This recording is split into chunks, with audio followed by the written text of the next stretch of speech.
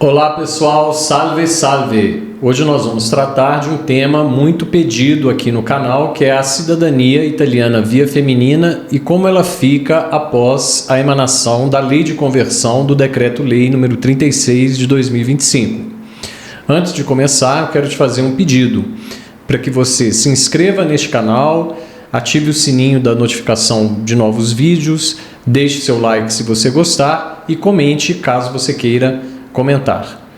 Bom, a via feminina, primeiramente, nós temos que entender com relação à questão de sucessão das leis no tempo, ou seja, tratando da questão do direito material no tempo, da sucessão das leis no tempo e os marcos temporais que elas trazem.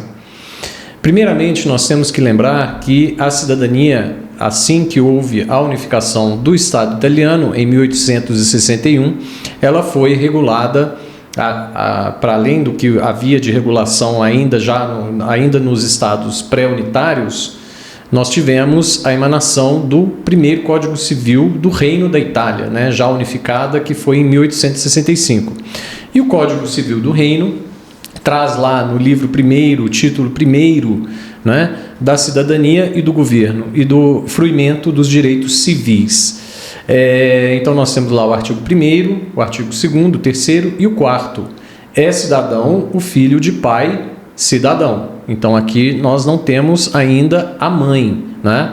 É o reflexo ainda de uma sociedade patriarcal que existia e existiu no mundo, né, no mundo moderno, até um determinado momento em que as mulheres foram igualadas em direitos aos homens, né? Então nós tivemos um período de tempo em que as mulheres realmente não tinham o mesmo tratamento em direitos civis com relação aos homens. Um fato interessante, né, que eu queria chamar a atenção de vocês, é que o tema de nacionalidade no Código Civil do Reino está tratado logo no primeiro capítulo e no primeiro título do Código Civil, ou seja, dada a importância da matéria, né? A gente sabe que o legislador costuma colocar temas mais importantes, né, no início das normas jurídicas, né? E aqui traz um detalhe interessante, que é o tema da nacionalidade, já tratado no primeiro capítulo, no primeiro título do Código Civil do Reino, né? Nós estamos falando do Código Civil de 1865.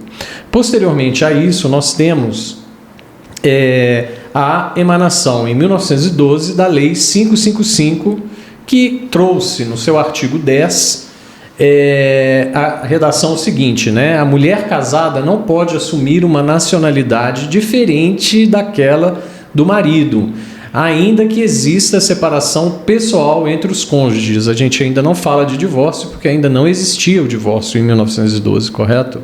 Então, fala-se de separação pessoal entre os cônjuges. E adiante ainda mais, a mulher cidadã que se casa com um estrangeiro perde a nacionalidade italiana sempre que o marido possua uma cidadania que, pelo fato do casamento, a ela se comunique. Ou seja, a mulher, ao se casar com um cidadão estrangeiro, ela adquiria a nacionalidade do marido. E, por efeito do Código Civil do Reino, que era vigente também, ela perderia a nacionalidade italiana pelo fato de essa aquisição ser pela via secundária, né? Então ela perderia a nacionalidade italiana se ela adquirisse, ou se ela se casasse somente pelo fato de se casar e de se tornar cidadã de outro estado diferente do italiano. Então perderia automaticamente. E aí nós temos uma questão bastante interessante para nós,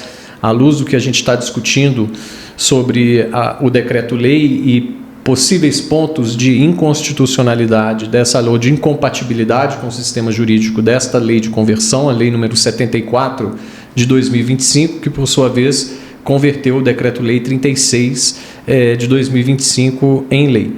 Então nós temos essa problemática que permaneceu até que veio uma sentença, aí uma construção jurisprudencial, uma sentença da Corte Constitucional de 28 de janeiro de 1983, a sentença número 30 da Corte Constitucional, que declarou a inconstitucionalidade do artigo 1º da Lei número 555 de 1912, é essa que nós acabamos de ler, tá?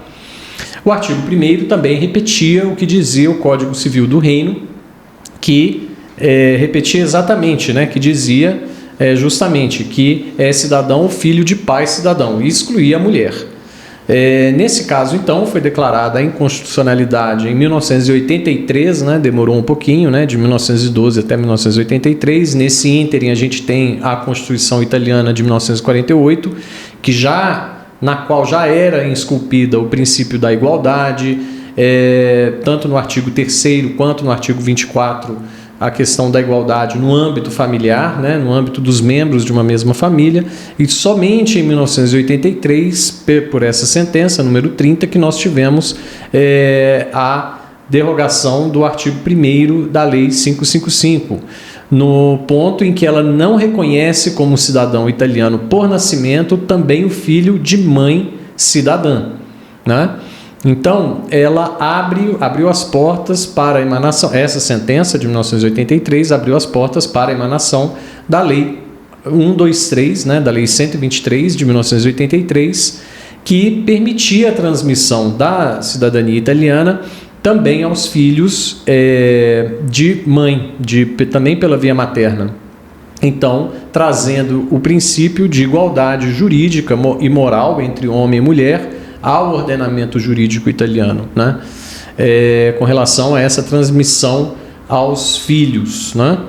Mas o problema todo aqui é que a sentença da Corte de essa sentença número 30 da Corte Constitucional de 1983, ela ficou entendida na época como não podendo retroagir a uma data anterior à própria Constituição de 1948. Por isso que a gente tinha essa situação, né, da questão da via feminina não ser feita pela via administrativa. Por que eles não faziam, né, o processo de nacionalidade por via feminina na via administrativa? Porque a via administrativa, ela adotou este entendimento aqui da sentença que retroage até a data da Constituição e não antes. Então nós tivemos relações jurídicas que ocorreram antes, né?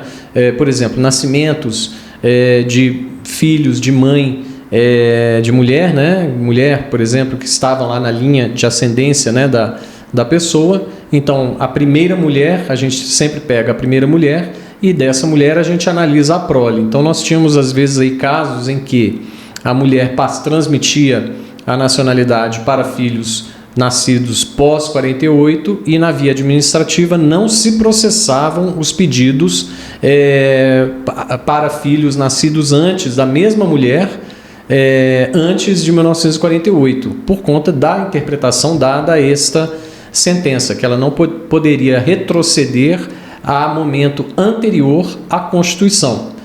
Isso foi novamente motivo de impugnação lá na frente, por volta aí do ano de 2009, quando nós tivemos a famosa sentença também da Corte de Cassação, a 4466 de 2009, e que disse que sim, a via feminina, então a mulher poderia transmitir também para filhos nascidos antes de 1948. Aí abriu as portas para a via feminina de um modo geral. Só que a administração pública italiana jamais criou um procedimento administrativo para tratar desse caso. Então, a administração pública italiana ficou presa nessa interpretação dada pela sentença número 30 da Corte de Cassazione também, de 1983, e não considerou, né, por assim dizer, a sentença 4466 de 2009. Não é, que, por sua vez, está no ordenamento jurídico italiano até hoje e permite que as mulheres possam também transmitir mesmo antes da Constituição, o que levou a essas pessoas, os descendentes dessas mulheres, a procurarem a tutela jurisdicional do seu direito, né? Então, por isso que as ações antes da emanação do decreto eram feitas somente na via judicial. Então, era um caso clássico e que abriu as portas também, posteriormente, para a própria cidadania que a gente chamava, né, de via paterna, né, ou contra as filas consulares, também no judiciário. Foi primeiramente essa sentença que, pela primeira vez, abriu as portas para a via feminina, e aí viu-se também que poderia haver uma fundamentação jurídica de que aqueles que estavam nas filas consulares, aqueles que não conseguiam se agendar no sistema de agendamento dos consulados, também teriam, dada a demora excessiva no exercício do seu direito, né, à cidadania italiana, de então ser considerado uma negativa do próprio direito, né? O tempo excessivo, a demora excessiva, ela equivale à própria negativa do direito. Então, por isso, abriu-se então uma fundamentação, criou-se uma fundamentação jurídica para acessar a via judicial também para casos de cidadãos que não são da via feminina, né? Descendem de homens, né? Mas que não estavam conseguindo se agendar, e aí entendia-se que a demora excessiva equivaleria à negativa do direito, por isso passaram-se a processar também e a se julgar os pedidos contra as filas consulares na via judicial. Bom, dito isso, nós estamos agora diante de uma nova lei, né? Que é a Lei 74 de 2025, e por sua vez foi a conversão do decreto Tajani, né, o decreto número 36 de 2025. Antes nós tínhamos a certeza do direito, porque se a gente pegar a dicção lá do artigo 1º, né, da Lei 91/92, nós víamos lá claramente esculpido no artigo 1º, e aí a Lei 91/92 consagrou o direito das mulheres, né, dizendo que então ela derrogou totalmente a Lei 555 de 1912, que ainda trazia essa questão patriarcal, né, que era no artigo 1º, né, é cidadão italiano, filho de pai cidadão. A Lei 91/92, já à luz dessas dessas interpretações jurisprudenciais, isso é importante a gente ter em mente, tá? Foi por construção jurisprudencial. E nós vamos chegar mais adiante aqui no vídeo para explicar uma outra questão que tem a ver com a nossa questão aqui da nova lei de conversão, né? De como atacar a nova lei de conversão, utilizando-se de argumentos da própria sentença número 30, e que, por sua vez, depois veio a se consagrar com outras sentenças, né? As sentenças gêmeas da própria Corte di Cassazione.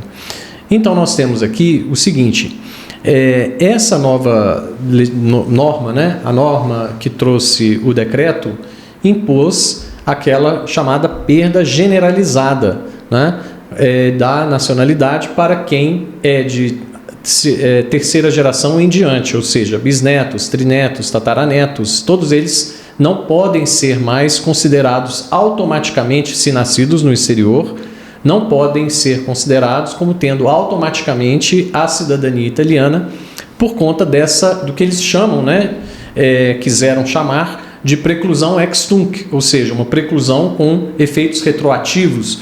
Para não falar em perda generalizada, eles utilizaram essa terminologia, esse jogo de palavras, para poder então justificar que, para poder derrogar também as legislações anteriores, né? O próprio Código Civil do Reino, artigos do Código Civil do Reino, artigos da Lei 123, artigos da Lei 91/92 e assim por diante. Introduziu essa nova disciplina para a cidadania italiana, né? Que é a limitação de gerações, que seria a consequência, né?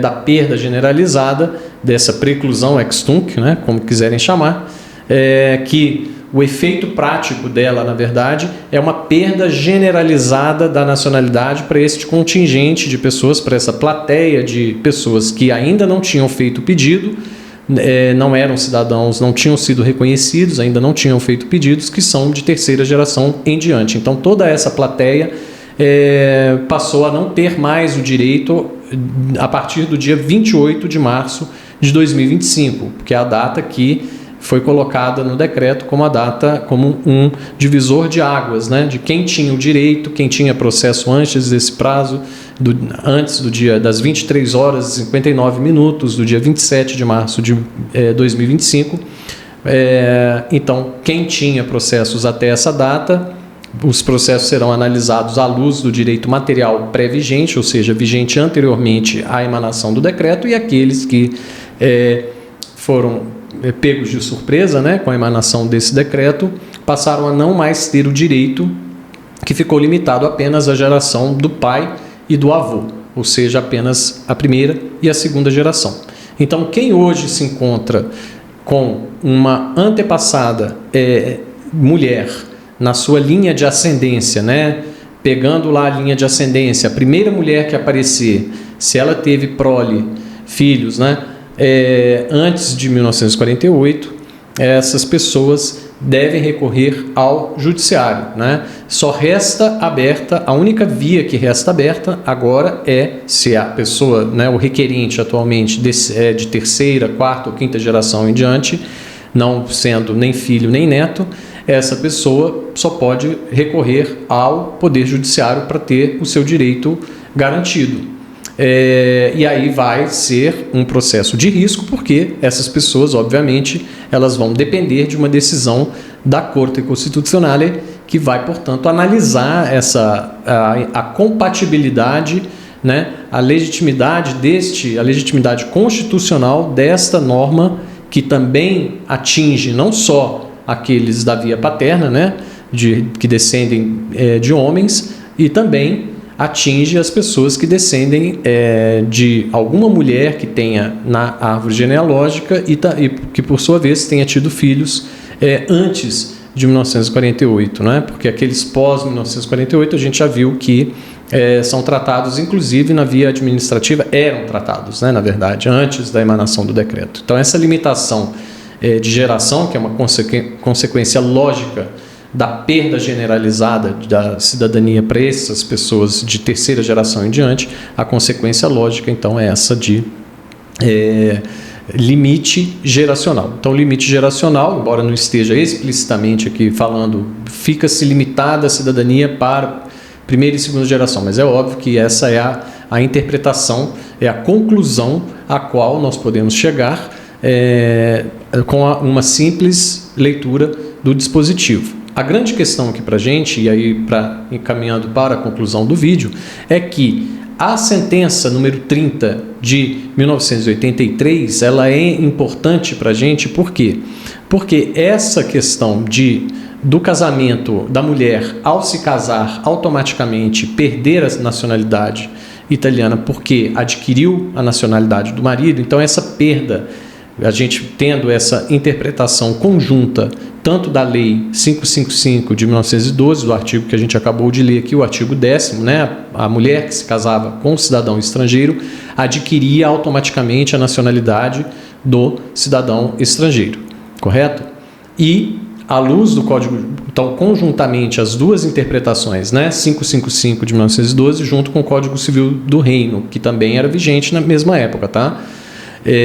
Então, o que ocorre? Porque o Código Civil posterior é o de 1942, que é o atualmente vigente, correto? Então, até esse lapso temporal todo, vigia o Código Civil do Reino de 1865 até 1942, quando foi, então, emanado um novo Código Civil.